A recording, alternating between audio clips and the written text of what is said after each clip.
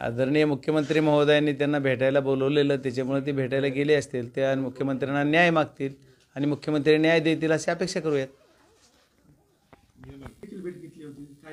नाही, राज्यपाल महोदयांची आम्ही काल भेट घेतली. सर्वपक्षीय आमचे संभाजीराजे नेतृत्व केलं आणि त्यांनी आम्हाला सर्वांना बोलवलेलं की ते बोलले की आपण सर्वजण सर्वपक्षीय जाऊन भेट घेऊयात आणि त्याच्यामध्ये याची जी मारेकरी त्यांना अटक झाली पाहिजे, त्यांना फाशी झाली पाहिजे, ह्याच्यात जे मास्टर माइंड आहे तो त्याच्यात ॲड झाला पाहिजे, हे सर्व मागणी आम्ही केलेल्या आहेत.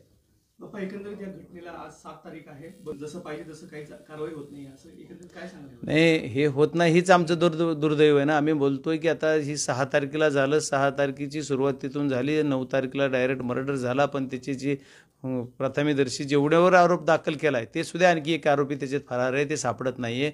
मग SIT नेमली म्हणतात, CIDकडे तपास आहे, CID करते काय, कोण करते काय, आणखी कुणी कुणाचे मोबाईल सापडले नाही म्हणतात. मग मोबाईल कुठे गेले, तर मोबाईल जर गेले तर यांचे मग आरोपीला तुम्ही PCR घेता कशाला, कुठल्या तपासासाठी PCR पाहिजे? मग PCR घेता तर त्या PCRमध्ये त्याचे जी काय डिटेल्स पाहिजे तुम्हाला एवढ्या दिवसात 15-15, 20-20 दिवस का मिळत नाही आहे?